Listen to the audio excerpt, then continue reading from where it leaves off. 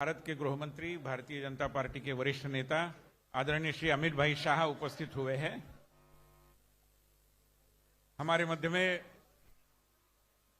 महाराष्ट्र के उप मुख्यमंत्री देवेंद्र फडणवीस जी, प्रदेश के अध्यक्ष चंद्रशेखर बावनकुळे जी, राष्ट्रीय महामंत्री विनोद तावडे जी, प्रचार अभियान समिति के अध्यक्ष रावसाहेब दानवे जी, सुधीर भाऊ मुनगंटीवार जी, केंद्रीय मंत्री पीयूष गोयल जी, ऐसे सभी मान्यवर उपस्थित हैं। और जैसे कि हम जानते हैं, भारतीय जनता पार्टी के विधानसभा चुनाव 2024 के संकल्प पत्र के विमोचन के इस कार्यक्रम में हमारे मध्य में पार्टी के कई अन्य वरिष्ठ नेता भी उपस्थित है। श्री भूपेंद्र यादव जी है, श्री शिवप्रकाश जी है, श्री वैष्णव जी केंद्रीय मंत्री वो भी उपस्थित है। हमारे कई प्रवक्ता यहां पर उपस्थित है। आप सभी का मैं दिल की गहराइयों से स्वागत करता हूं। और ये जो 2024 का घोषणा पत्र है, विधानसभा निवडणूक 2024चा हा जो जाहीरनामा आहे तो वेगवेगळ्या कारणांनी वैशिष्ट्यपूर्ण आहेच, पण 2024 हे वर्ष देखील अतिशय वैशिष्ट्यपूर्ण आहे। याचं कारण 2024 हे वर्ष छत्रपती शिवाजी महाराजांच्या राज्याभिषेकाच्या 350व्या वर्षाचा महोत्सव करण्याचं वर्ष आहे। अहिल्याबाई होळकर यांच्या जयंतीच्या 300व्या वर्षाचा महोत्सव करण्याचं वर्ष आहे। त्याचबरोबर सरदार वल्लभभाई पटेल आणि भगवान बिरसा मुंडा यांची 150वी जयंती याच वर्षी आपण साजरी करतो आहोत। त्याचबरोबर आणखी काही दिवसांनी आपण भारताच्या संविधानाचा डॉक्टर बाबासाहेब आंबेडकर यांच्या नेतृत्वाखाली जे संविधान बनलं ते बनण्याच्या क्षणाचा अमृत महोत्सव 26 नोव्हेंबरला आपण साजरा करणार आहोत।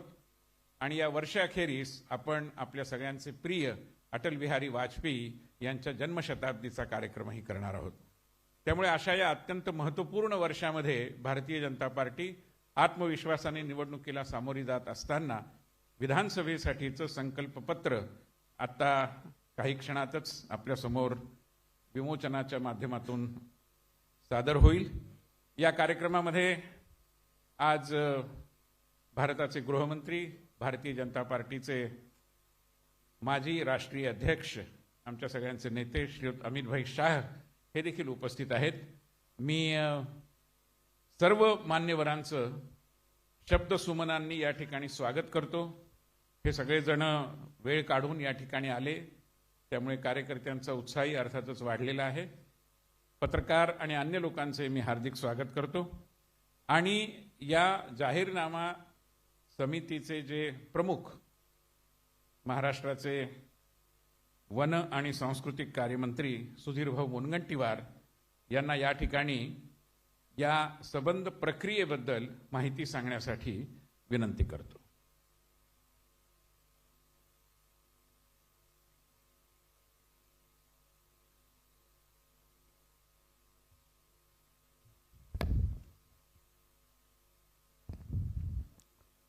आदरणीय अमित भाई, मंचावरील सर्व मान्यवर व या ठिकाणी उपस्थित माझ्या सर्व पत्रकार बंधू आणि भगिनींनो, मी माननीय अमित भाईंना धन्यवाद देतो की महाराष्ट्राचा संकल्प पत्र 2024 महाराष्ट्राच्या प्रगतीचं विजन डॉक्युमेंट त्यांच्या शुभ हाताने आम्ही जनतेच्या समक्ष प्रस्तुत करतो आहे। या संकल्प पत्र 2024 अध्यक्ष म्हणून मी ज्यांनी यासाठी मेहनत घेतली त्या सर्व समिती सदस्यांचं 18 विभाग प्रमुखांचेही धन्यवाद देतो आणि विशेष करून विनय सहस्त्रबुद्धेजींनाही धन्यवाद देतो। भारतीय जनता पार्टीच्या वतीने जो संकल्प पत्र या राज्यासाठी आपण प्रस्तुत करतो आहे, जो संकल्प आपण करतो आहे, हा संकल्प महाराष्ट्राच्या प्रगतीचा, महाराष्ट्राच्या विकासाचा आणि छत्रपती शिवाजी महाराजांच्या रयतेच्या राज्याच्या संकल्प पूर्तीचा आहे। हे आम्ही या अगोदरही करून दाखवलं. हे आकड्यावरून लक्षात येईल की या राज्याचा जीएसडीपी हा 1 मे 1960 ते 2014 15,37,366 कोटी होता आणि मागच्या 10 वर्षात यामध्ये वाढ होऊन 40.44 लक्ष कोटी झाला.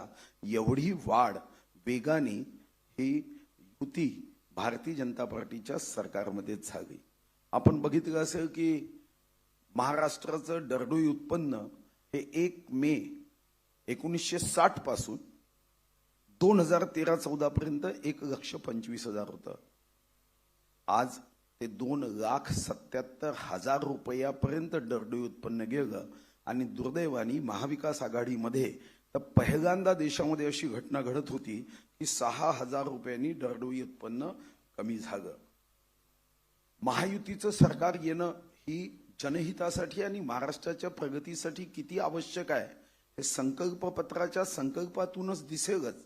पण 2-3 छोटी उदाहरणं देऊन मी माझं प्रास्ताविक संपवेल की मागच्या 54 वर्षात पायाभूत सुविधा या 61 मध्ये 2,364 किलोमीटर नॅशनल हायवे होते. पण डबल इंजिनचं सरकार असेल तर काय फायदा होतो. 1960-61 मध्ये 2,364 किलोमीटरचे हायवे 14-15 पर्यंत 4,766 किलोमीटर म्हणजे फक्त 2,402 किलोमीटरनी त्याच्यामध्ये वाढ झाली.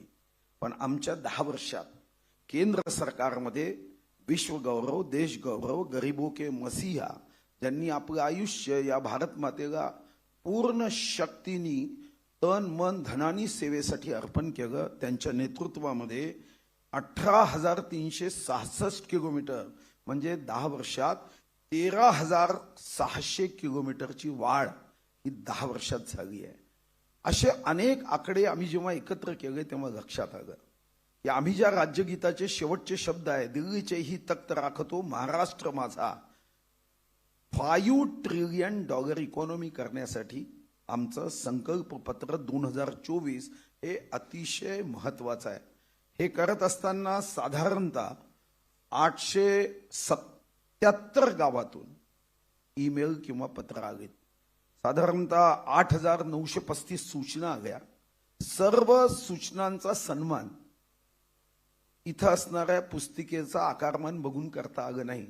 पण आम्ही एक निर्णय केला की हे संकल्पपत्र म्हणजे निवडणुकीचे निकाल लागल्यानंतर अलमारीत बंद करण्याचं डॉक्युमेंट नसून पुढच्या काही वर्षात अंमलबजावणी करण्याचं डॉक्युमेंट आहे. आणि विनयजी आणि आम्ही असं ठरवलं आहे की एक मुद्द्याच्या आधारावर एक अंमलबजावणी समिती करायची आणि फक्त अंमलबजावणी समितीच करायची नाही, त्या 18 विषयातले जेवढे एक्सपर्ट्स आहे, पद्मश्री असतील, पद्मभूषण असतील, पद्मविभूषण असेल, मिशन ऑलिम्पिक 2036 साठी या क्षेत्रातले भारतरत्न उपाधी ज्यांना दिली अशांची मदत सुद्धा यामध्ये घेण्याचा निर्णय केला. आणि एक आकडा सांगून तुम्हाला या संकल्पपत्रामध्ये किती सूक्ष्म अभ्यास केला गेला हे लक्षात येईल की जेव्हा आमच्या लक्षात आलं की आपण लोकसंख्येचं वर्गीकरण हे वयोमानानुसार सुद्धा केलं पाहिजे.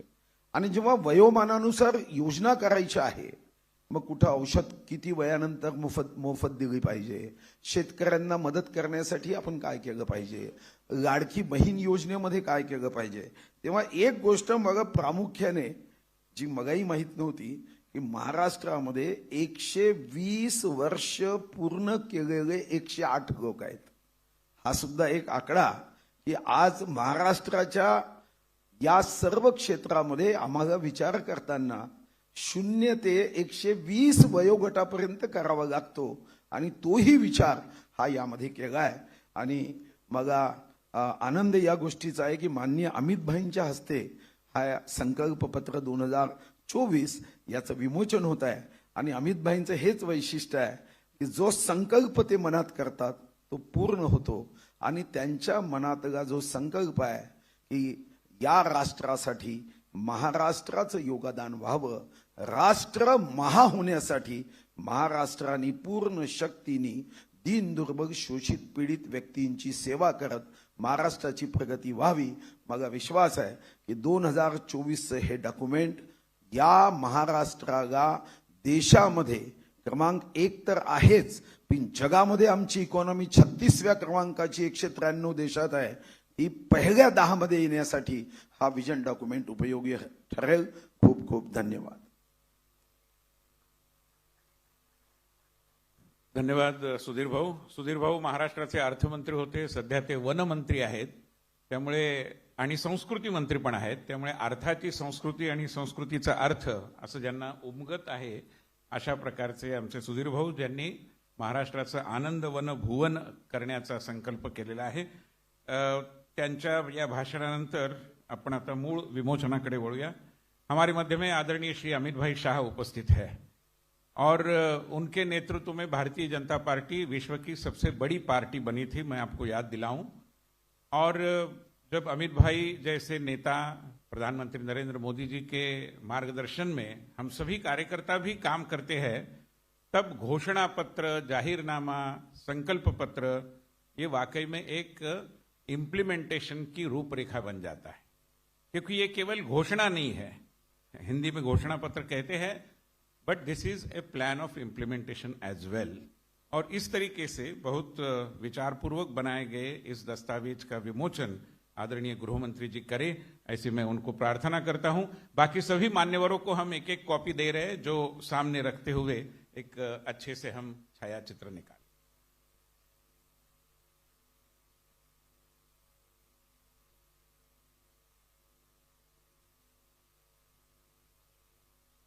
तालियां बजाइए जरूर.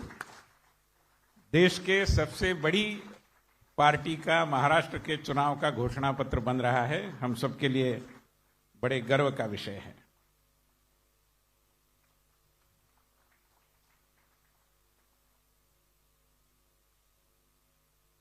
मित्रों, आज 10 नोव्हेंबरचा दिवस आहे आणि या 10 नोव्हेंबरच्या दिवशी आपल्याला माहिती आहे की महाराष्ट्राच्या उज्ज्वल इतिहासामध्ये छत्रपती शिवाजी महाराजांच्या कारकिर्दीत आज 10 नोव्हेंबरलाच अफजल खानाच्या सेनेला परास्त केलं होतं आणि अफजल खान को परास्त करने का, नेस्तनाबूद करने का जो मुहूर्त था वो भी 10 नवंबर ही था. और आज उसी छत्रपति शिवाजी महाराज की प्रेरणा से काम करने वाले, शिव शक्ति के प्रतीक के रूप में काम करने वाले सारे नेता मंच पर उपस्थित है. और महाराष्ट्र के हमारे जनप्रिय उप मुख्यमंत्री श्री देवेंद्र फडणवीस जी को मैं अनुरोध करता हूं कि वे अपनी बात इस निमित्त हम सबके सम्मुख रखें. आइए देवेंद्र जी.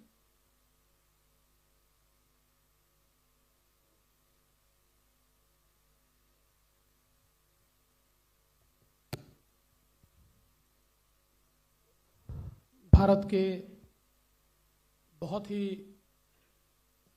कर्मठ हमारे होम मिनिस्टर, गृह मंत्री आदरणीय अमित भाई शाह, मंच पर उपस्थित हमारे सभी साथी और उपस्थित सभी पत्रकार मित्रों,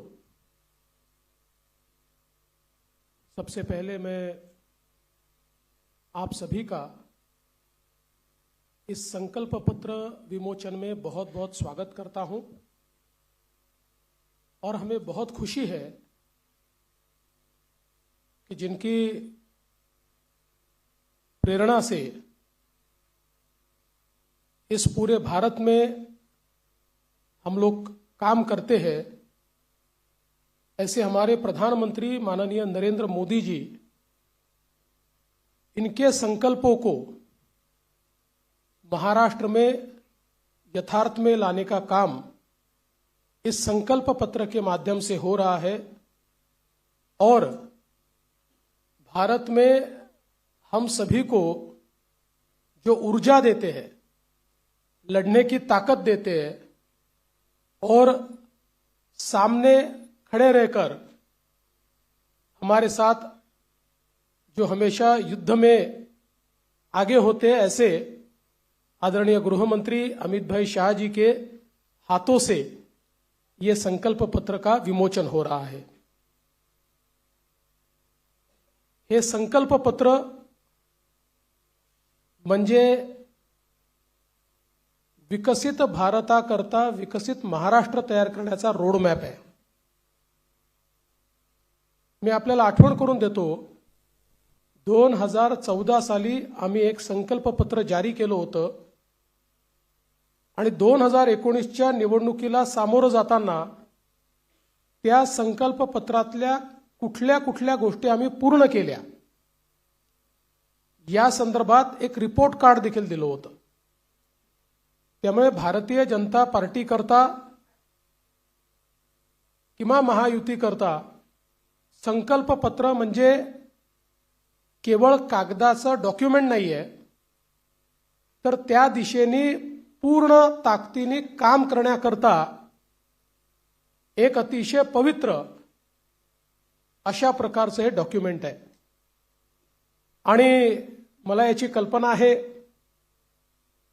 आज 12 वाजता एक स्थगिती पत्र देखील जारी होणार आहे. या महाराष्ट्रामध्ये ज्यांना केवळ चालणाऱ्या प्रोजेक्ट्सला स्थगिती देण्यामध्ये रस आहे, अशा लोकांचं एक पत्र 12 वाजता या ठिकाणी येणार आहे. पण मी एकच गोष्ट सांगू इच्छितो, महाराष्ट्रातल्या जनतेचा विश्वास हा निश्चितपणे महायुतीवर आहे, भारतीय जनता पक्षावर आहे. आजचं जे संकल्पपत्र आहे याच्यामध्ये अनेक गोष्टी आहेत, पण ज्या 25 गोष्टी आम्ही हायलाईट केलेल्या आहेत, या 25 गोष्टींमध्ये 10 गोष्टी, आमचे पहिले 10 मुद्दे हे जो आम्ही महायुतीचा 10 कलमी कार्यक्रम म्हणून घोषित केला तेच 10 मुद्दे आमचे असणार आहेत.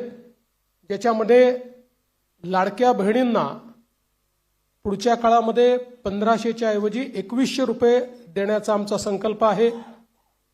शेतकऱ्यांची कर्जमाफी करण्याचा आमचा संकल्प आहे, कारण शेतकऱ्यांना आम्ही ऑलरेडी मोफत वीज दिलेली आहे, पण शेतकऱ्यांची कर्जमाफी आम्ही करतो आहोत. आणि त्यासोबत आम्ही भावांतर योजना आणतो आहोत. म्हणजे हमी भावापेक्षा जर कमी भावामध्ये मार्केटची खरेदी सुरू झाली तर हमी भावाने खरेदी तर करूच, पण ज्या ठिकाणी हमी भावाने खरेदी होणार नाही त्या ठिकाणी भावांतर योजना राबवून जो काही मधला डिफरन्स आहे तो थेट शेतकऱ्याच्या खात्यामध्ये टाकण्याचा निर्णय आम्ही घेतलेला आहे. आणि हे आम्ही मागच्या वर्षी देखील करून दाखवलं. आपल्याला कल्पना आहे की आंतरराष्ट्रीय बाजारपेठेमुळे कापूस आणि सोयाबीनचे भाव पडल्यानंतर आम्ही लोकसभेपूर्वी निर्णय घेतला होता की भावांतर योजनेतनं आम्ही पैसे देऊ. आचारसंहिता संपल्याबरोबर ते पैसे थेट शेतकऱ्यांच्या खात्यामध्ये आम्ही दिले आहेत. आम्ही या ठिकाणी प्रत्येक गरिबाला अन्न आणि निवाऱ्याचा हक्क हा देण्याचा निर्णय घेतलेला आहे. आणि जी वृद्ध पेन्शन योजना आपण चालवतो, ज्याच्यामध्ये 1500 रुपये आपण देतो, ते 1500 रुपयावरनं 2100 रुपये आपण करण्याचं ठरवलंय. किंबहुना अशा प्रकारच्या सहाय्यतेच्या जेवढ्या योजना आहेत, मागच्या काळामध्ये महायुतीच्या सरकारने 1500 रुपये केले होते, ते 1500 रुपयाचे 2100 रुपये आता पुन्हा महायुतीचं सरकार आल्यानंतर आम्ही त्या ठिकाणी करणार आहोत.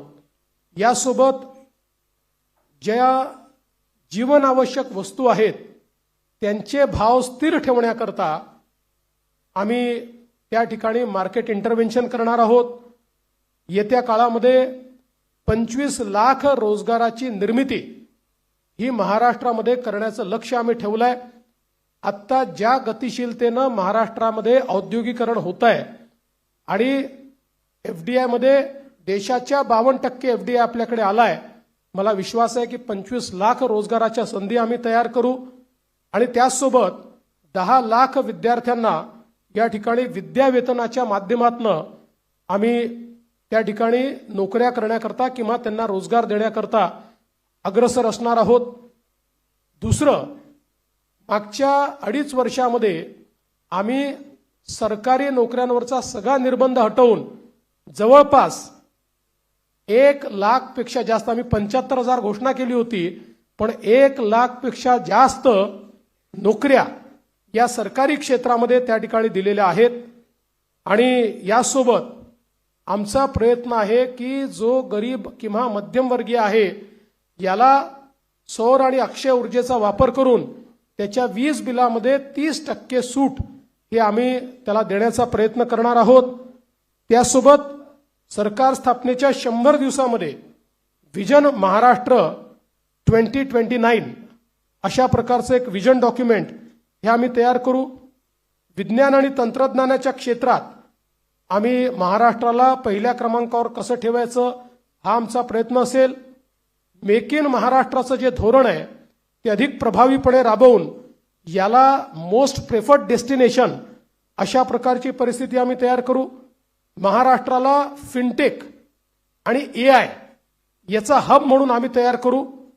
फिनटेक आणि एआय मध्ये सर्वात जास्त पुढच्या काळामध्ये रोजगाराची निर्मिती होणार आहे आणि त्याचं सर्वात मोठं केंद्र हे महाराष्ट्र असेल. यासोबत एरोनॉटिकल आणि स्पेस या क्षेत्रामध्ये उत्पादनाच्या संधी आहेत. त्या संदर्भात आमचं सरकार काम करेल. आम्ही असं ठरवलंय की शेतकरी या ठिकाणी जे काही खत खरेदी करतात त्याच्यावर जो SGST आम्हाला मिळतो तो SGST आम्ही शेतकऱ्यांना परत करणार आहोत. त्यासोबत आम्ही शेतकऱ्यांकरता मोठ्या प्रमाणात जी मूल्य साखळी आहे ती मूल्य साखळी तयार करण्याचा आमचा प्रयत्न असणार आहे जेणेकरून शेतमालाला त्या ठिकाणी मोठ्या प्रमाणात भाव मिळेल. 2027 पर्यंत आता महाराष्ट्रामध्ये 11 लाख लखपती निधी आम्ही तयार केलेले आहेत.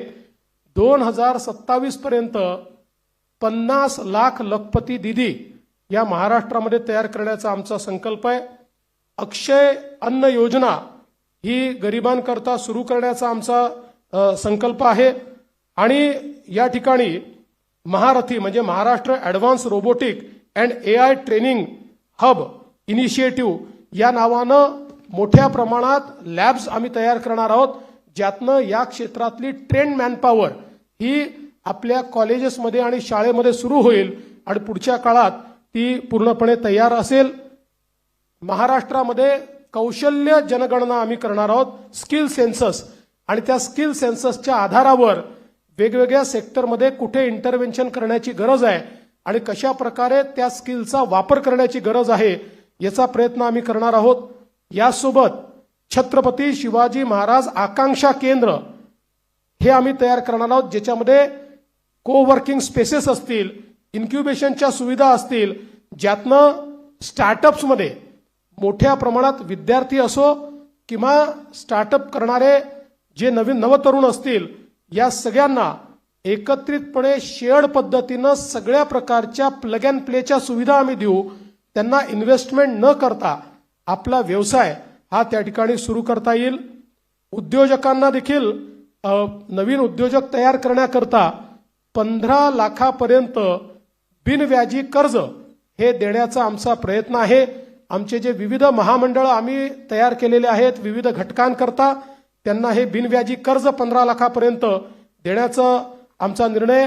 यासोबत OBC असतील, EBC असतील, EW असतील, NT असतील, VJNT असतील आणि अर्थातच SC आणि ST असतील या सगळ्यांना शिक्षण शुल्क आणि परीक्षा शुल्काची प्रतिपूर्ती करायची हा निर्णय देखील या ठिकाणी आम्ही घेतलेला आहे. युवांमध्ये मोठ्या प्रमाणात फिटनेस असला पाहिजे या दृष्टीनं स्वामी विवेकानंद युवा आरोग्य आणि फिटनेस कार्ड हे आम्ही तयार करणार आहोत आणि युवांच्या फिटनेस करता एक मोठी मोहीम हातामध्ये घेऊन क्रीडा क्षेत्रामध्ये आणि फिटनेसच्या क्षेत्रामध्ये मोठ्या प्रमाणात संधी उपलब्ध करून देण्याचा आमचा प्रयत्न आहे. गडकिल्ल्यांच्या विकासाकरता प्राधिकरण हे तयार करण्याचा आमचा मानस आहे. मागच्या काळात काही गडकिल्ल्यांकरता आपण केला पण सर्व गडकिल्ल्यांचं संवर्धन करणारं एक प्राधिकरण हे या ठिकाणी आम्ही तयार करणार आहोत. आणि ज्येष्ठ नागरिकांना प्राधान्य देण्याच्या दृष्टीनं एक ज्येष्ठ नागरिकांसाठी विविध सेवा देणारं धोरण आज आपल्याकडे आपण अनेक सेवा देतो पण त्या सगळ्या ज्या सेवा आहेत या सेवांचं एक एकत्रित धोरण हे तयार करण्याचा आमचा प्रयत्न आहे. एकूणच जर आपण विचार केला तर प्रधानमंत्री महोदयांनी आपल्याला जो काही संदेश या ठिकाणी दिलाय की गरीब, शेतकरी, महिला आणि युवा हे जे 4 घटक आहेत जे विकसित भारत तयार करणार आहेत, या 4 घटकांना समोर ठेवून आणि त्यांच्यासोबत सिनियर सिटीजन्सला सोबत ठेवून सर्व जाती धर्माचे लोक हे या ठिकाणी आमच्या योजनांमुळे लाभान्वित होतील अशा प्रकारचं एक संकल्पपत्र तयार केलंय. जे मूळ आमचं डॉक्युमेंट आहे याच्यामध्ये सगळ्या क्षेत्रांचा रोडमॅप देखील आम्ही दिलेला आहे. त्या क्षेत्रांमध्ये काय होणार आहे हे देखील आम्ही सांगितलेलं आहे. आत्ता मी त्यातले फक्त 25 हायलाइट आपल्याला सांगितलेले आहेत. आपण जर आमचं पूर्ण डॉक्युमेंट वाचलं तर याच्यामध्ये कुठलंही क्षेत्र सुटलेलं नाही. सगळ्या क्षेत्रामध्ये विकसित भारताचा रोडमॅप हा आम्ही मांडलेला आहे. विकसित महाराष्ट्राचा रोडमॅप मांडलेला आहे. आणि आमचा प्रयत्न आहे, जसंच आत्ता सुधीर भाऊंनी सांगितलं की या ठिकाणी आम्ही अर्ध्या ट्रिलियनचा मार्क महाराष्ट्राने पार केलाय आणि महाराष्ट्र देशातली पहिली $1 ट्रिलियन इकॉनॉमी करण्याकरता आम्ही सगळे संकल्पित आहोत. या दृष्टीनं ह्या संकल्पपत्र आम्ही तयार केलंय.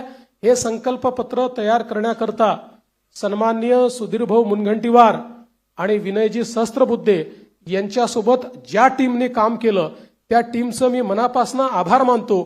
खूप जवळपास महिने, 1.5 महिने, 2 महिने एक मोठी प्रक्रिया राबवून त्यांनी या ठिकाणी हे संकल्पपत्र केलेलं आहे. आणि 2029च्या निवडणुकीला जेव्हा सामोरे जाऊ त्यावेळी या संकल्पपत्रासोबत एक रिपोर्ट आम्ही देऊ की या संकल्पपत्रात काय सांगितलं होतं आणि आम्ही काय काय पूर्ण केलं, अशा प्रकारचा रिपोर्ट देखील आम्ही आपल्या समोर ठेवू. खूप खूप धन्यवाद. धन्यवाद देवेंद्रजी.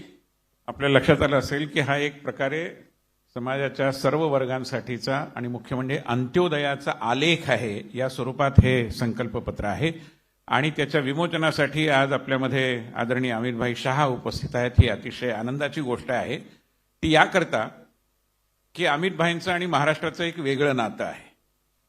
नातं म्हटल्यानंतर आपल्याला असंच वाटेल की ते महाराष्ट्राचे जावई आहेत. ही गोष्ट आपल्याला मी सांगेन, पण केवळ ते कारण नाही.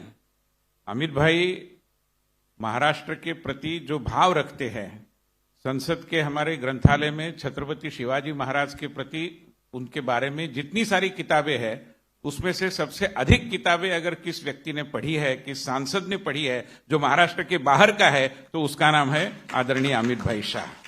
इसलिए इस शिव परंपरा के जागरण के इस कार्य में आज वो यहाँ पर उपस्थित है. मैं उनका स्वागत करते हुए उनको अनुरोध करता हूं कि वे इस निमित्त हमारा मार्गदर्शन करें.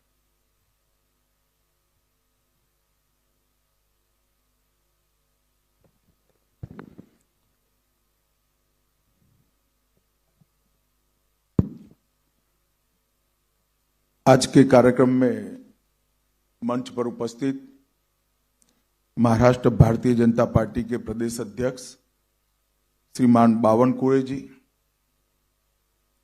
भाजपा के वरिष्ठ नेता और हमारे उप मुख्यमंत्री श्रीमान देवेंद्र फडणवीस जी, मोदी जी की मंत्रिपरिषद में मेरे साथी पीयूष गोयल जी, राव साहब दानवे पाटिल जी, मुंबई भाजपा के अध्यक्ष श्री आशीष सेलार जी, आज जिस संकल्प पत्र पर हम बात करने के लिए एकत्रित आए हैं, ये बनाने की समिति के हमारे अध्यक्ष श्री मुनगंटीवार जी, हमारे राष्ट्रीय महासचिव विनोद तावड़े जी, विनय सहस्त्रबुद्धे जी और आज यहां पर उपस्थित सभी पत्रकार छायाकार बंधु भगिनी, आप सभी का मैं मन से स्वागत करता हूं. आज यहां पर अभी जिस संकल्प पत्र का विमोचन हुआ, वो संकल्प पत्र ये महाराष्ट्र की महान भूमिका, सारी जनता के आकांक्षाओं का प्रतिबिंब है. महाराष्ट्र एक प्रकार से कई युगों से हर क्षेत्र में देश का नेतृत्व कर रहा है. एक जमाने में जब जरूरत थी तब भक्ति आंदोलन की शुरुआत भी महाराष्ट्र से हुई. जब जरूरत पड़ी तब गुलामी से मुक्ति का आंदोलन भी शिवाजी महाराज ने यही भूमि से किया, और जब जरूरत पड़ी तब सामाजिक क्रांति की शुरुआत भी यही महाराष्ट्र ने की। और ये महाराष्ट्र की पूरी जनता के आकांक्षाओं का प्रतिबिंब आज हमारे इस संकल्प पत्र के अंदर दिखाई पड़ता है। आज यहां पर मैं आप सबके सामने उपस्थित हूं। इस वक्त हमारे एनडीए की जो सरकार, महायुति की सरकार चल रही है, उसने किसानों का सम्मान करने की बात की है, गरीबों का कल्याण करने को जमीन पर उतारने का काम किया है, महिलाओं का स्वाभिमान बढ़ाने के लिए हम योजनाएं लेके आए हैं, और विरासतों का पुनरुत्थान करने का काम भी महायुति सरकार ने किया है। मित्रों, आज मुझे बहुत खुशी है कि जब मैं अंबेडकर जी की भूमि पर खड़ा हूं, तब अभी अभी कश्मीर में जो चुनाव हुआ, आजादी के बाद पहली बार कश्मीर का चुनाव के बाद मुख्यमंत्री का शपथ अंबेडकर जी ने बताए हुए संविधान से हुआ है। इससे बड़ी श्रद्धांजलि अंबेडकर जी की वो नहीं हो सकती। धारा 370 हटने के बाद पहली बार कश्मीर में भारत के संविधान की शपथ लेकर सरकार बनाने का काम हुआ, और इसका पूरे देश को आज नाज है। हमने इस संकल्प पत्र के माध्यम से महापुरुषों की परंपराओं को, सांस्कृतिक विरासत को आगे बढ़ाने के संकल्प भी रखे हैं। अराजकता फैलाकर विकास के नाम पर विफल राज देने वालों की विफलताओं से बोध लेते हुए मजबूत, समृद्ध और सुरक्षित महाराष्ट्र कैसे हो, इसका भी इसके अंदर आपको योजना दिखाई पड़ेगी। आज चुनाव में हमारा मुकाबला अघाड़ी से है। मैं निश्चित रूप से कहना चाहता हूं कि अघाड़ी की सारी योजनाएं सत्ता के लालच में तुष्टीकरण की है, विचारधाराओं का अपमान करने वाली है, और महाराष्ट्र की संस्कृति से छल कर कर केवल सत्ता प्राप्ति के लिए आगे बढ़ने वाली विचारधारा है। मित्रों, मुझे गत चुनाव का परिणाम याद है। आज मैं महाराष्ट्र की जनता के सामने कहने आया हूं कि आप लगातार तीसरी बार महायुति की सरकार को आपका मैंडेट दीजिए। पहली बार 2014 में महाराष्ट्र की जनता ने महायुति को मैंडेट दिया, भारतीय जनता पार्टी के नेतृत्व में महायुति की सरकार बनी। 19 में भी मैंडेट भारतीय जनता पार्टी और महायुति के लिए था, मगर जनादेश का द्रोह कर कर सत्ता की लालच में वो जनादेश को नकारा गया, और अंतोतगत्वा जो कृत्रिम होता है, जो बनावटी होता है, वो लंबा टिकता नहीं है। वो सरकार गिरी और फिर से महायुति की सरकार बनी। महायुति एक मुश्त होकर, एकजुट होकर मोदी जी के नेतृत्व में सिद्धांतों के आधार पर महाराष्ट्र का कल्याण करने के लिए आगे बढ़ रही है, और अघाड़ी की सरकार बनाने का जो लोग दावा कर रहे हैं, उनका चुनाव अभियान भी आंतरिक विरोधाभासों से घिरा हुआ है। मैं आज इस मंच से उद्धव ठाकरे जी को पूछना चाहता हूं, क्या वो कांग्रेस के नेता राहुल गांधी को इतनी विनती कर सकते हैं कि वीर सावरकर के लिए 2 अच्छे शब्द बोल दे? क्या कांग्रेस का कोई नेता सम्माननीय बाला साहब ठाकरे के सम्मान में 2 वाक्य अच्छे बोल सकता है क्या? ये अंतर विरोध के बीच में अघाड़ी की सरकार बनाने का स्वप्न लेकर जो लोग निकले हैं, उनको महाराष्ट्र की जनता जान ले, ये बहुत जरूरी है।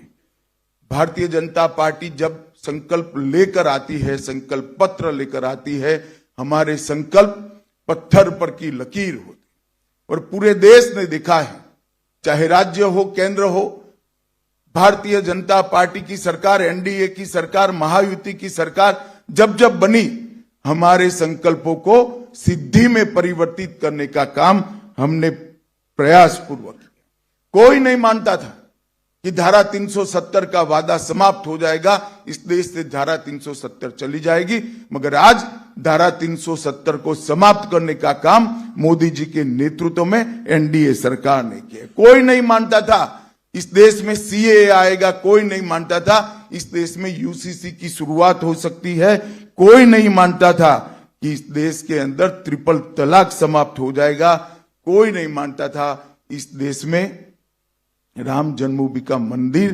550 साल के बाद सम्मान के साथ राम जन्म के स्थान पर ही भव्य मंदिर दिखाई पड़ेगा। इसके साथ साथ हमने वादा किया था समृद्ध भारत का। 11वें अर्थतंत्र से हमने 10 साल के अंदर ही देश के अर्थतंत्र को 5वें नंबर पर पहुंचा है और हमारा वादा है कि 27 में हम भारत को 3रे नंबर का अर्थतंत्र बनाएंगे। इस वादे की ओर हम तेजी के साथ आगे बढ़ रहे हैं। 60 करोड़ गरीबों को घर, बिजली, गैस, शौचालय, पीने का पानी, मुफ्त अनाज और मुफ्त इलाज ये देने का काम भी हमने किया है। और दूसरी ओर अगाड़ी है, कांग्रेस के अध्यक्ष ने भी कहना पड़ता है कि कांग्रेस के जब वादा करे तो सोच समझ कर करे, क्योंकि वादा पूरा नहीं करते हो और मुझे जवाब देना पड़ता है। हमारे सामने हिमाचल का उदाहरण है, कांग्रेस वादों से मुकरी है। तेलंगाना का उदाहरण है, कांग्रेस वादों से मुकरी है। कर्नाटक का उदाहरण है, कांग्रेस वादों से मुकरी है। ये अघाड़ी के वादों के विश्वसनीयता पाताल से नीचे गई है और युति के वादों पर पूरे देश की जनता को भरोसा है, भारत की जनता को भी भरोसा है।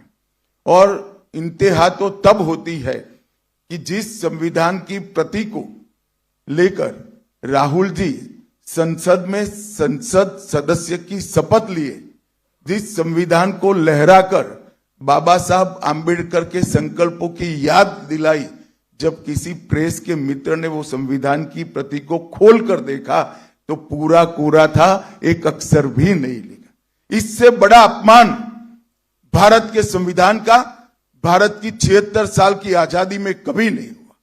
न केवल ये भारत के संविधान की अपमान है, भारत की संविधान सभा और बाबा साहेब आंबेडकर का भी अपमान करने का काम एक कांग्रेस पार्टी ने किया है। और अभी अभी मैंने अखबारों में देखा, दस्तावेज भी देखा है, उलेमाओं की कॉन्फ्रेंस ने, उलेमाओं की एक संस्था ने मांग की कि माइनॉरिटी को आरक्षण दिया जाए और कांग्रेस के अध्यक्ष नाना पटोले जी ने इस मांग को स्वीकार करने का पत्र, एक्नॉलेजमेंट एक दिया है। मैं महाराष्ट्र की जनता को पूछना चाहता हूं, क्या कांग्रेस पार्टी के ये मंसूबे के साथ आप सहमत हैं क्या? एसटी, एससी, ओबीसी, दलितों का, आदिवासियों का और पिछड़ों का आरक्षण लेकर मुस्लिमों को देने के पक्ष में महाराष्ट्र की जनता है क्या? हमारा संविधान धर्म के आधार पर आरक्षण के पक्ष में नहीं। हमारे संविधान में किसी भी प्रकार का आरक्षण धर्म के आधार पर नहीं हो। और ये कांग्रेस ने सत्ता में आने से पहले ही वादा कर दिया है। मैं महाराष्ट्र की जनता को आगाह करना चाहता हूं कि आपको इस बात को संज्ञान में रखना चाहिए। मैं आज उद्धव ठाकरे को भी कुछ याद कराने आया हूं। उद्धव जी, आप कहां बैठिएगा इसका फैसला आपको ही करना है, हम नहीं कर सकते। आपको ही करना चाहिए, आपने ही करा है, मगर कहां बैठे हो वो जगह मैं जरूर याद कराना चाहता हूं। आप 370 हटाने के विरोध करने वालों के साथ बैठे हो। आप राम जन्मभूमि के निर्माण का विरोध करने वालों के साथ बैठे हो। आप सावरकर जी के लिए अपशब्द कहने वालों के साथ बैठे हो। आप संभाजी नगर नाम का विरोध करने वालों के साथ बैठे हो। सीएए और यूसीसी लाने का विरोध करने वालों के साथ बैठे हो। और आप वक्फ बोर्ड के अंदर आने वाले सुधारों के बिल का विरोध करने वालों के साथ बैठे हो। मित्रों, मैं आज इस प्रेस वार्ता के माध्यम से महाराष्ट्र की जनता को बताना चाहता हूं, मोदी जी वक्फ बोर्ड में सुधार का एक बिल लेकर संसद में आए हैं और अभी अभी जो वक्फ बोर्ड का कानून जो कांग्रेस के राज में 2013 में अमेंड हुआ, इसका परिणाम दिखे।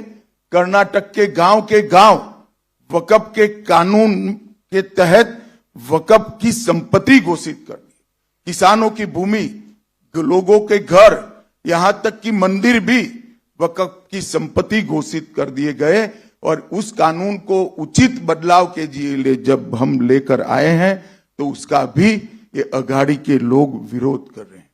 मैं महाराष्ट्र की जनता को ये कहना चाहता हूं कि वक्फ के कानून के बदलाव का विरोध का मतलब है कि आने वाले दिनों में यहां पर भी वक्फ बोर्ड आपकी संपत्तियों को इसी प्रकार से घोषित कर सकता है। मित्रों, देवेंद्र जी ने संकल्प पत्र की प्रमुख बातें बताई हैं, परंतु मैं इतना बताना चाहता हूं कि डबल इंजन की सरकार ने करीब करीब 10 साल के अंदर महाराष्ट्र के विकास के लिए ढेर सारे काम किए हैं। आज मैं इस मंच से शरद पवार जी को पूछना चाहता हूं, 10 साल तक आप यूपीए की सरकार में मंत्री थे, 2004 से 14 महाराष्ट्र के विकास के लिए क्या किया वो महाराष्ट्र की जनता को आपको बताना चाहिए। 10 साल में यूपीए की सरकार ने, एक प्रकार से अघाड़ी की सरकार ने महाराष्ट्र को सिर्फ 1,91,384 करोड़ रुपया और नरेंद्र मोदी सरकार ने 14 से 24 तक 10,15,890 करोड़ रुपया दिया। एक और करीब करीब 2 लाख करोड़ रुपया और मोदी जी ने 10 लाख करोड़ रुपया दिया। मैं अघाड़ी के मित्रों को पूछना चाहता हूं, आपका हिसाब आप महाराष्ट्र की जनता के सामने रखेंगे क्या? 10 साल तक महाराष्ट्र को कितना अन्याय हुआ, जबकि उस वक्त भी ऊपर और नीचे दोनों जगह आपकी सरकार थी और 10 साल में हमने 10 लाख करोड़ रुपया दिया जब दोनों जगह एनडीए की सरकार थी। ये अंतर है महायुति और अघाड़ी के बीच में। हमने सिंचाई नेटवर्क को नीलवड़े बांध, गोसीखुर्द, टेम्बू और जलयुक्त शिवार जो देवेंद्र जी जब मुख्यमंत्री थे तब योजना लाए थे, इससे महाराष्ट्र की भूमि को सिंचन क्षेत्र के अंदर 30% की बढ़ोतरी करने का काम हमारी यूपी सरकार ने किया। नदियों को जोड़ने के हेतु नारपार, दमनगंगा, गोदावरी और वैतरणा का विकास करने का काम भी हमने किया। 11 वंदे भारत ट्रेन चालू हो गई, 128 रेलवे स्टेशनों का अपग्रेडेशन हो रहा है। मुंबई, पुणे और नागपुर में मेट्रो का विस्तार हुआ। शिरडी और सिंगदुर्ग में नए हवाई अड्डे और टर्मिनल बने। 13,000 करोड़ से मरीन ड्राइव से बांद्रा वर्ली से सी लिंक जोड़ने वाले मुंबई कोस्टल रोड का निर्माण पूरा हुआ। वासी पुल का विस्तारीकरण हुआ। मेट्रो फेज 1 का निर्माण समाप्त हुआ। Atal Setu trans harbour link का निर्माण हुआ और 76,000 करोड़ से वाधवान बंदरगाह का निर्माण का सैद्धांतिक निर्णय दिया गया, जो एशिया का सबसे बड़ा बंदरगाह होगा और सबसे ज्यादा कंटेनर उतारने की और चढ़ाने की आवागमन की क्षमता इसकी होगी।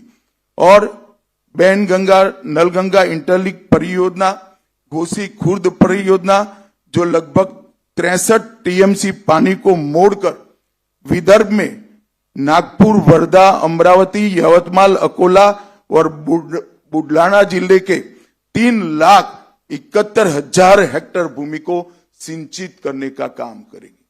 इससे विदर्भ की प्यासी धरती को बहुत बड़ा फायदा होने वाला है और ये 85,000 करोड़ की योजना अगले 10 साल में हम इसको पूरी करेंगे।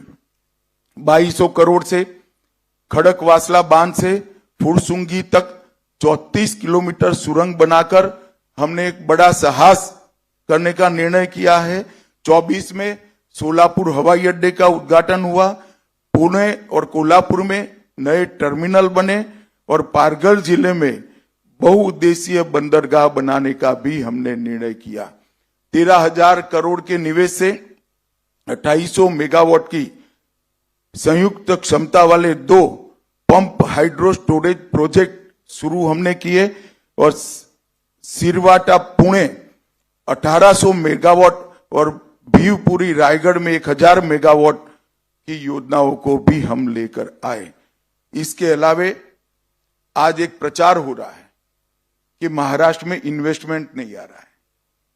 मैं अघाड़ी के मित्रों को याद कराना चाहता हूं, जब अघाड़ी की सरकार कुछ समय के लिए चली तब महाराष्ट्र इन्वेस्टमेंट में फिसल रहा था। महाराष्ट्र एफडीआई इन्वेस्टमेंट में 4थे नंबर तक फिसल गया था। हमारी सरकार बनने के बाद, एकनाथ शिंदे जी और देवेंद्र जी और अजित दादा की सरकार बनने के बाद, दोनों वर्ष में हाईएस्ट एफडीआई अगर कोई एक राज्य के अंदर आया है तो वो महाराष्ट्र में आया है। वो आपको याद होना चाहिए। शरद पवार जी जिस प्रकार के वादे करते हैं और जिस प्रकार के मुद्दे खड़े करते हैं, इसका सच्चाई से किलोमीटरों तक कोई संबंध नहीं होता। झूठे आरोप कर कर, एक विमर्श खड़ा कर कर, एक नकली जनादेश लेने का आपका जो आदत है वो इस बार सफल नहीं होने वाला है।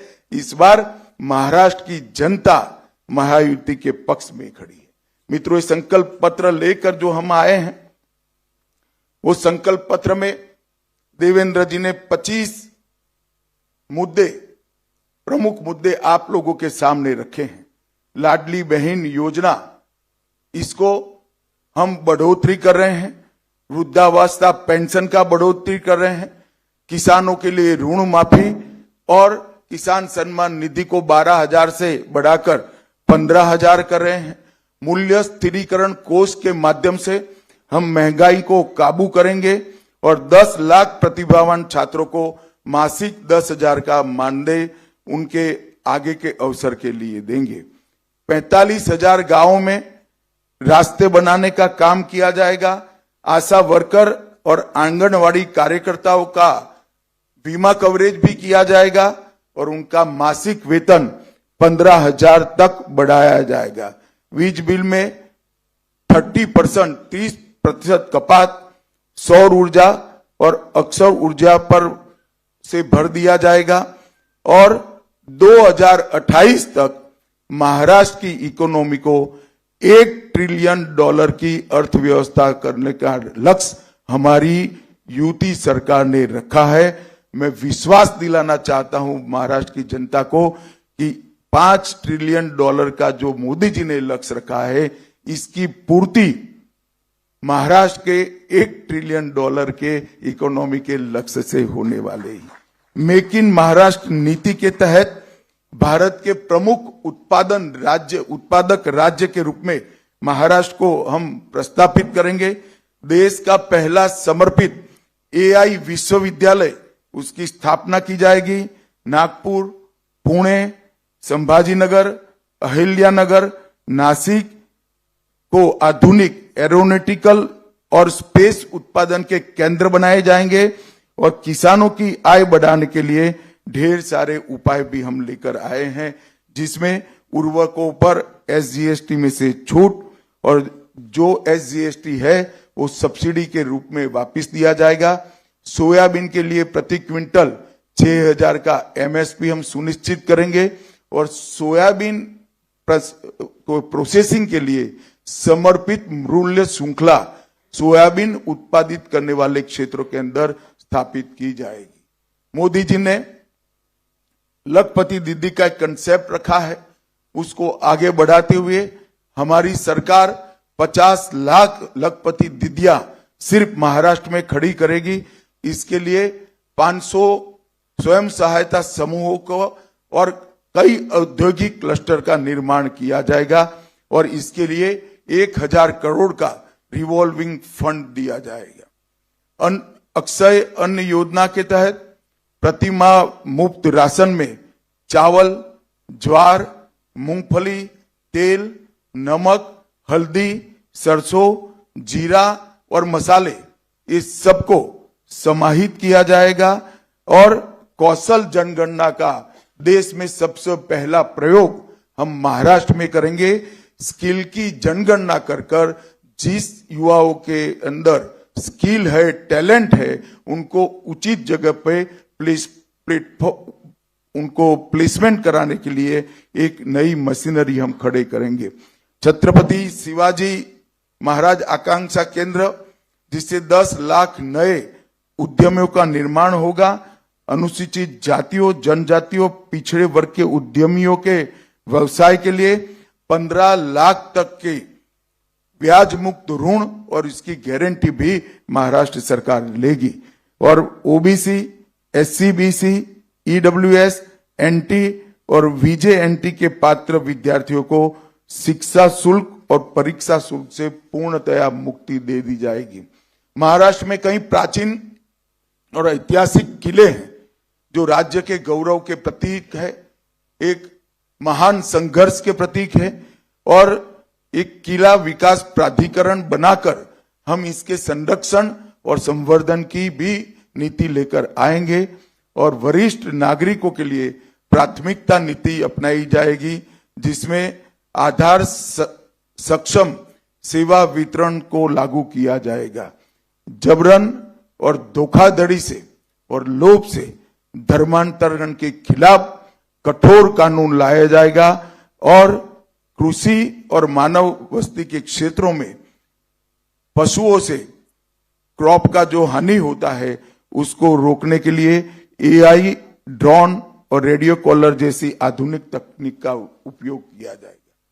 भाई और बहनों, इस संकल्प पत्र महाराष्ट्र के हर वर्ग के, हर भौगोलिक क्षेत्र के और हर आयु वर्ग के, सामाजिक वर्ग के और आयु वर्ग के लोगों से सुझाव लेकर प्राप्त किया है, सुझाव प्राप्त कर बनाया गया है। ये एक प्रकार से समग्र महाराष्ट्र की जनता की आकांक्षाओं का प्रतिघोष है। और मैं फिर से एक बार कहना चाहता हूं, महाराष्ट्र में जब जब युति की सरकार आती है, भाजपा के नेतृत्व में सरकार बनती है, महाराष्ट्र आगे बढ़ता हुआ दिखाई पड़ता है। और जब जब अघाड़ी की सरकार आती है, तब तब महाराष्ट्र में केवल और केवल राजनीति होती है। महाराष्ट्र के युवाओं को आगे बढ़ाने के लिए, महाराष्ट्र को राष्ट्र का, देश का प्रमुख राज्य बनाने के लिए और हर क्षेत्र में देश में महाराष्ट्र को सर्वप्रथम बनाने के लिए मैं अपील करने आया हूं महाराष्ट्र की जनता को कि आप मोदी जी के नेतृत्व में महायुति का साथ दीजिए। भारतीय जनता पार्टी, शिवसेना और एनसीपी अजीत दादा को आपका समर्थन दीजिए। कमल फूल, धनुष बाण और घड़ी पर अपना कीमती वोट देकर महाराष्ट्र के विकास में आप सहभागी बनिए। यही मेरी महाराष्ट्र की जनता से प्रार्थना है। धन्यवाद। वंदे मातरम।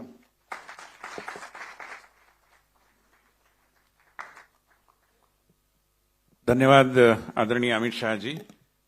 त्यांनी आणि देवेंद्रजींनी अनेक गोष्टी आपल्यासमोर आणल्या आहेत, पण भारतीय जनता पार्टी ॲस्पिरेशनल युवांकरता जी कामं करते त्याच्यामध्ये एक महत्वाची नोंद या जाहीरनाम्यात आहे। स्पर्धा परीक्षेत लेखी परीक्षा पास झालेल्या परंतु निवड न होऊ शकलेल्या परीक्षार्थींना त्यांच्या ज्ञानाचा उपयोग होऊ शकेल अशी एक पर्यायी प्लेसमेंट योजना आम्ही राबवणार आहोत। मला असं वाटतं की महाराष्ट्रातल्या सर्व युवकांना ही एक आनंददायी घोषणा वाटेल। यानंतर आपण आभार प्रदर्शन आणि त्यानंतर प्रश्नोत्तरांकडे जाणार आहोत। तत्पूर्वी मी केवळ एकच म्हणेन की Bharatiya Janata party politics of परफॉर्मन्सची भाषा वापरते। आमचे कोणतेही विरोधक आमच्या कामगिरीकडे बघा आणि मत द्या असं सांगण्याची हिंमत देखील दाखवू शकत नाही, ही वस्तुस्थिती आहे। मी या कार्यक्रमाचे होस्ट आशिष शेलार यांना विनंती करतो की त्यांनी आभार प्रदर्शन करावं आणि नंतर जी प्रश्नोत्तरं होतील त्याचं संचालन करावं।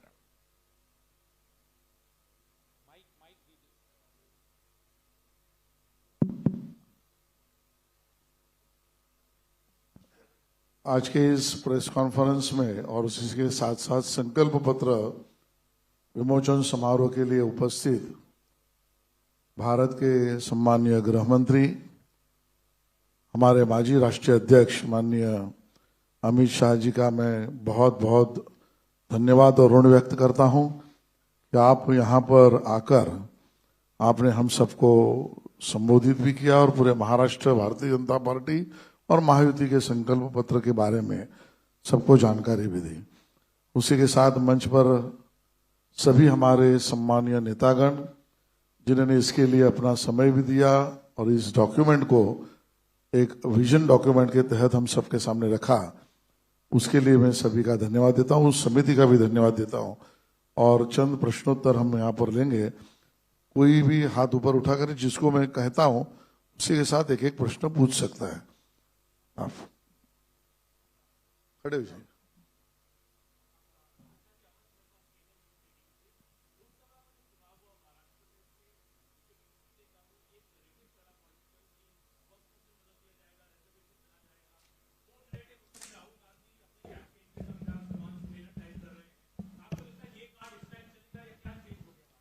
देखिए, आरक्षण चला जाएगा ये मुद्दा अब देश की जनता समझ चुकी है कि ये देश की जनता को गुमराह करने का मुद्दा था।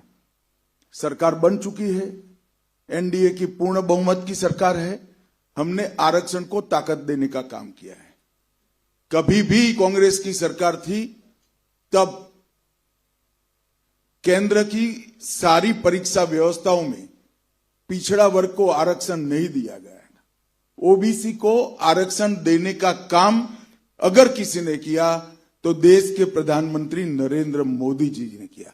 और संविधान की जहां तक बात है, ये बिना छपे का नकली संविधान राहुल गांधी का जो पकड़ा गया, उसके बाद में वो स्वयं एक प्रकार से जनता में हंसी के पात्र बन चुके हैं। आप उसके बाद आप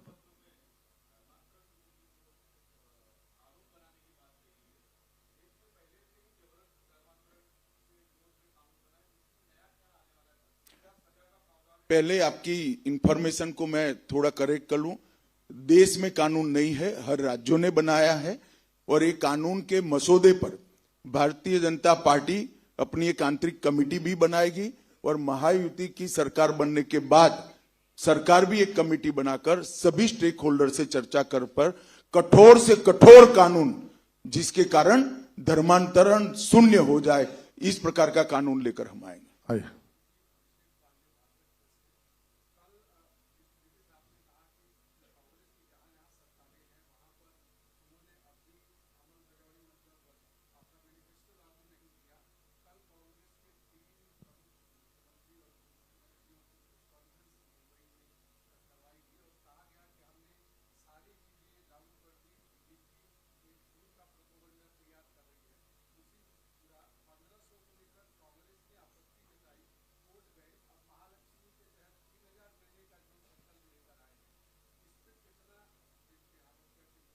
देखिए, पहले तो मैंने नहीं कहा कि वो अमल नहीं कर रहे हैं, उनके राष्ट्रीय अध्यक्ष जी ने कहा है कि बड़ा कठिन होता है ऐसे वादे दे देते हो तब।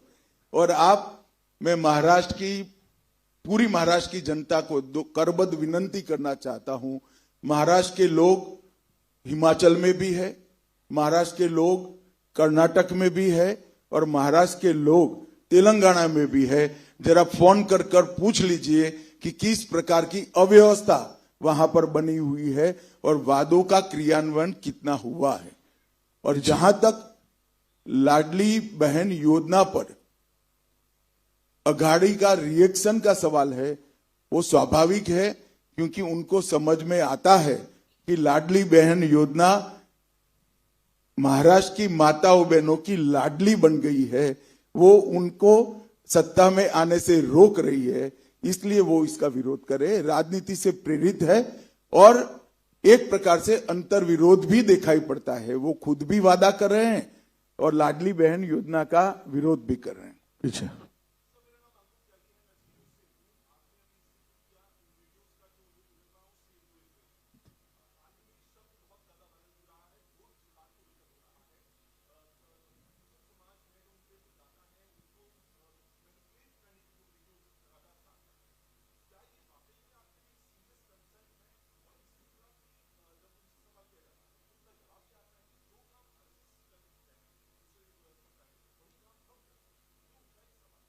कभी भी हमारे किसी सहयोगी संगठन ने और विशेषकर आरएसएस ने इस प्रकार के फतवे जारी नहीं किए।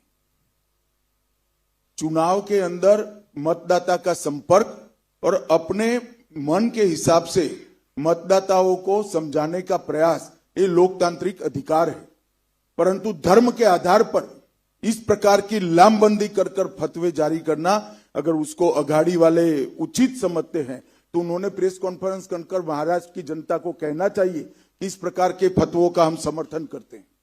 इधर एक मिनट एक करेंगे।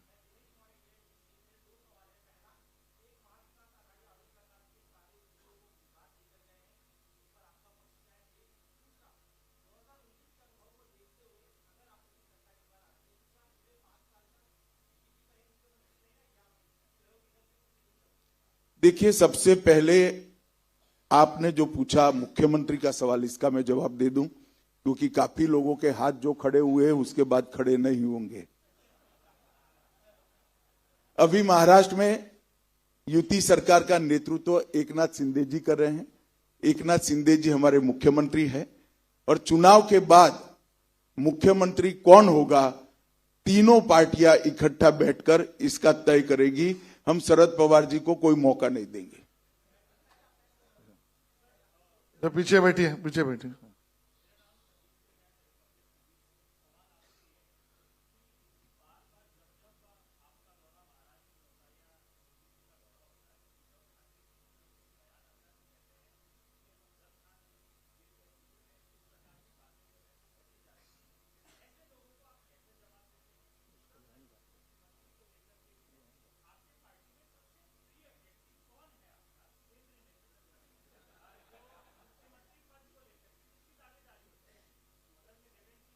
चुनाव के बाद जब भारतीय जनता पार्टी साथी दलों से बात करेगी, उस वक्त जरूरत पड़ी तो हम जरूर बताएंगे कौन प्रिय व्यक्ति। मृणाल जी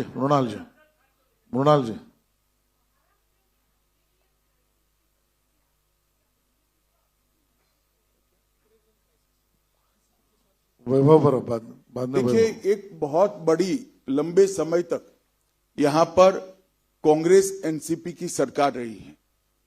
जब देवेंद्र जी मुख्यमंत्री बने तब जलयुक्त शिवार के माध्यम से इन्होंने इसका सच्चा उपाय ढूंढने का प्रयास किया और अभी एकनाथ जी, देवेंद्र जी और अजीत दादा ने कई सारी इरिगेशन की योजनाओं को आगे बढ़ाकर सिंचाई को बढ़ोतरी देने का काम किया है।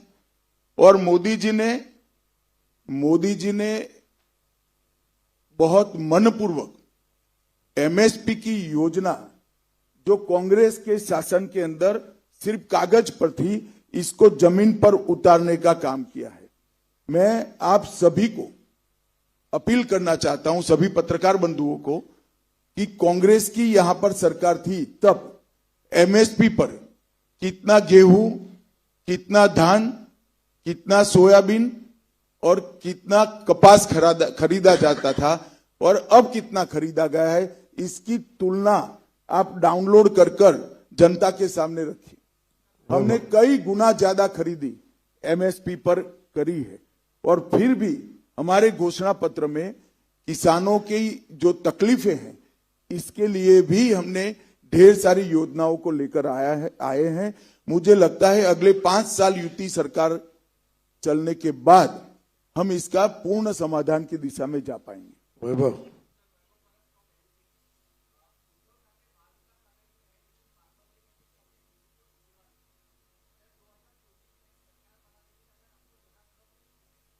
कोई सवाल ही नहीं है। पूर्ण बहुमत से भारतीय जनता पार्टी और युति की सरकार बनती है, किंतु परंतु नहीं है। बैठ जाओ भैया।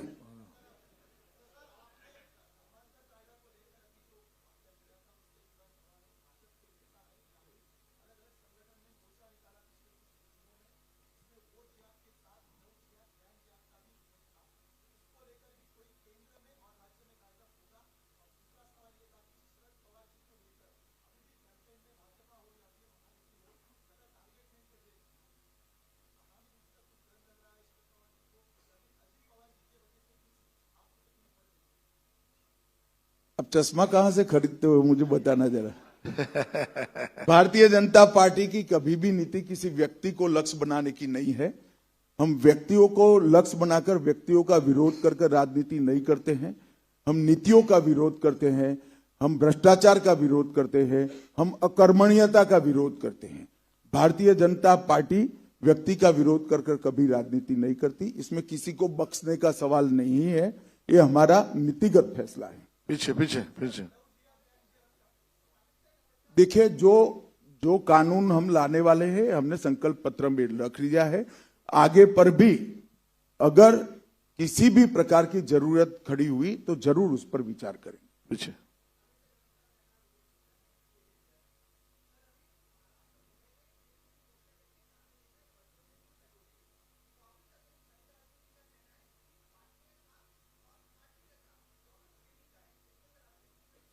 देखिए,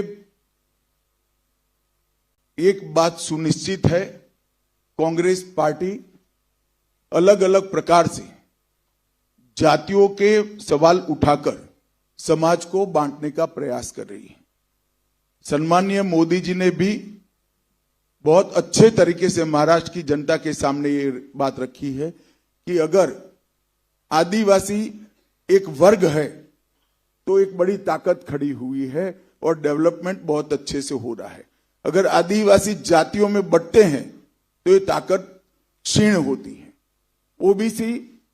ओबीसी वर्ग के नाते बहुत मजबूत होता है, अगर ओबीसी जातियों में बंटता है तो निर्बलता आती है। और जहां तक काटने का सवाल है, पूरे देश को मालूम है सबसे ज्यादा दंगे किसके शासन में हुए हैं? अघाड़ी के शासन में हुए, कांग्रेस के शासन में हुए। या बेन।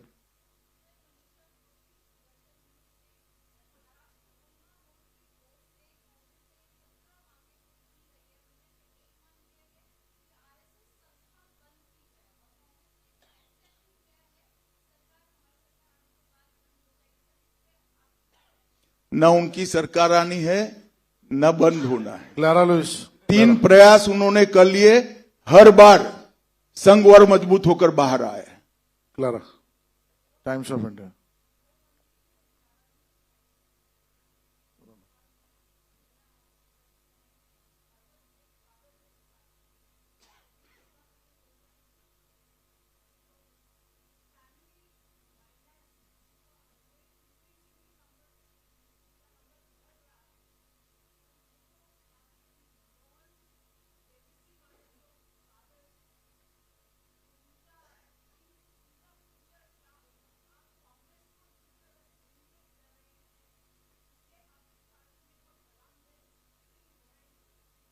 सबसे ज्यादा फैमिली लेगेसी वाले प्रत्याशी अगर कहीं है तो अघाड़ी में है।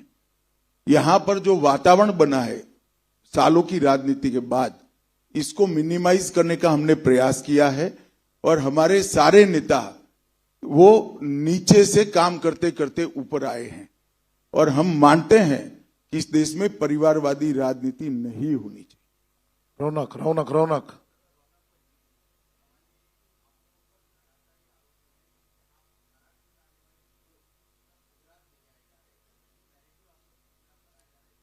भाई एक बात मुझे समझाओ, अगर ऐसा होता तो महाराष्ट्र में देश में सबसे ज्यादा एफडीआई कहां से आता? जब शरद पवार जी की सरकार थी यहां पर, मतलब यूपी की सरकार थी, तब एफडीआई नीचे जा रहा था। एकनाथ शिंदे, देवेंद्र जी और अजीत जी की सरकार बनी तो एफडीआई ऊपर गया है। वही बताता है कि यूपी सरकार में इन्वेस्टमेंट बढ़ रहा है। आगे।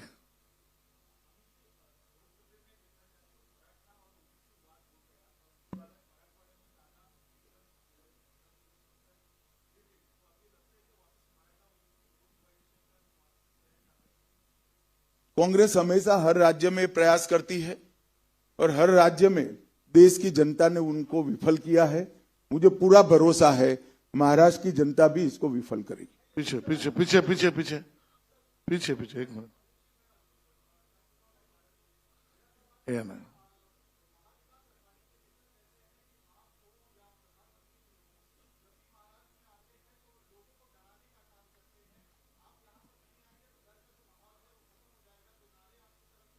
अतुल तुम डरे हो अभी क्या?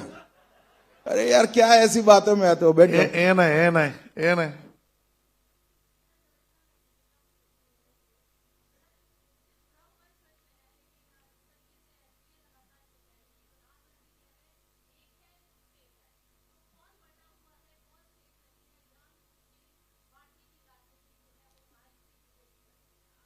देखिए, कांग्रेस की जातिवादी राजनीति देश में समाज का बंटवारा करने का काम कर रही है। इसके खिलाफ प्रधानमंत्री जी महाराष्ट्र की जनता को आगाह कर रहे हैं, जो हर सामाजिक राजनीतिक कार्यकर्ता का दायित्व है। या दाहिनी ओर।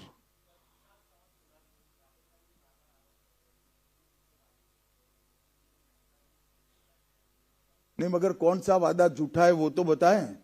हमने वादा किया था राम जन्मभूमि बनाने का, हमने बना दिया। 370 का कर दिया, यूसीसी का हमने कर दिया, ट्रिपल तलाक समाप्त करने का हमने कर दिया, गरीब कल्याण का 60 करोड़ गरीबों का कल्याण करने के लिए ढेर सारी चीजें की मैंने अभी बताई हैं।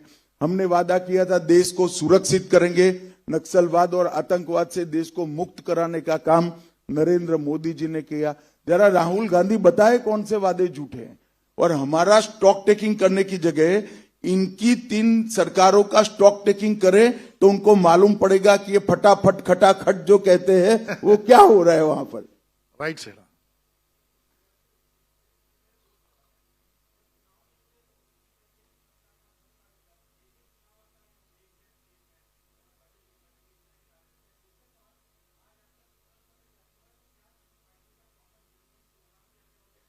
देवेंद्र जी ने बताया कि पहले 10 मुद्दे महायुति ने घोषित किए हैं और तीनों पार्टियों का अलग अलग संकल्प पत्र है। युति की सरकार बनने के बाद तीनों पार्टियों के मंत्रियों की एक कमेटी बनेगी जो तीनों पार्टियों के संकल्प पत्र को विचार कर इसकी प्रायोरिटी तय करेगी और 100% इंप्लीमेंटेशन। यदु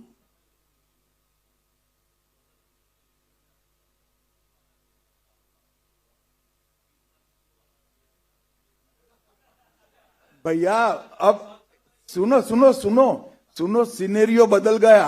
अब पवार साहब ने किया है या नहीं किया है वो करे, वहां से भागने का क्या रास्ता ढूंढा है। बैठ जाओ, हो गया, आज गया मैसेज। अब चलो पीछे बहन, पीछे खड़े हो जाइए। अरे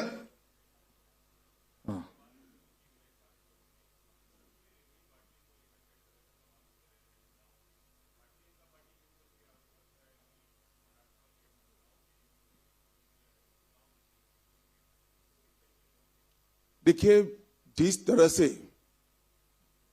पहले 2.5 साल उद्धव जी के नेतृत्व में सरकार चली, एक खासा गड्ढा यहां पर खड़ा किया था।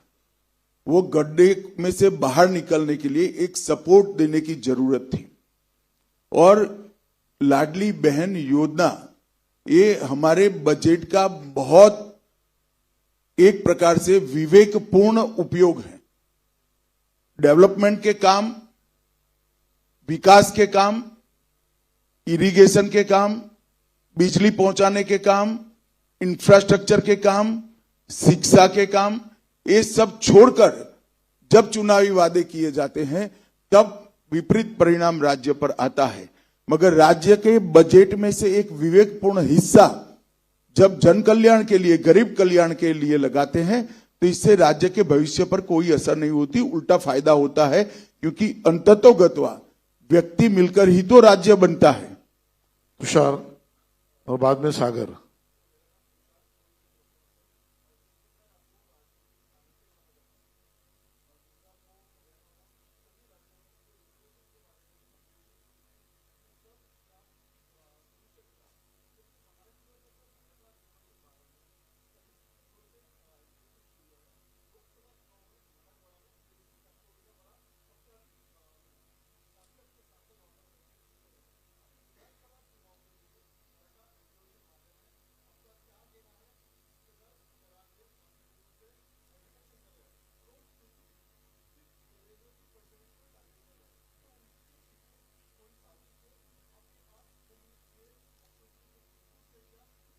इसमें होम मिनिस्ट्री को जाने की जरूरत नहीं है, महाराष्ट्र की जनता स्वयं जाकर ढूंढ लेगी।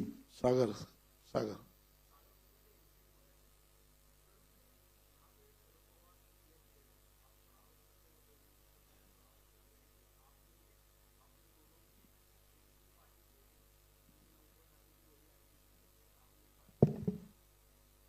देखिए, शरद पवार जी अगर सुप्रिया सुले जी की जगह अजित पवार का नेता के रूप में सिलेक्शन करती तो टूटती क्या पार्टी?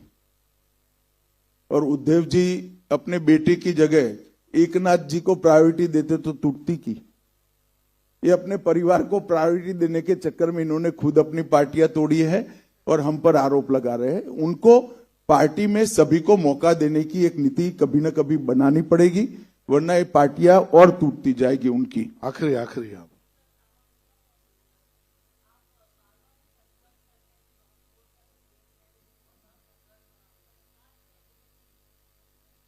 नहीं, इश्यू इसका इमीडिएट सॉल्यूशन हम बिल में लेकर आए ही है। ये बिल को संसद में पारित करना वही सॉल्यूशन है और ये सरदर्द नहीं है। जिनकी घाड़े पसीने की कमाई है उनकी संपत्ति को वक्फ बोर्ड किसी भी सुनवाई के बगैर वक्फ के नाम पर कर रही है और इससे ज्यादा खराब बात कोई हो नहीं सकती। तो इसका सॉल्यूशन ये नए बिल के अंदर है जो संसद के सत्र में पारित होगा। आखिरी सवाल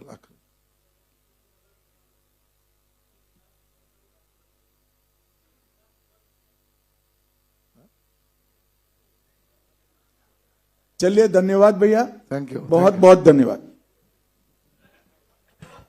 सभी का आभार। कार्यक्रम समाप्त।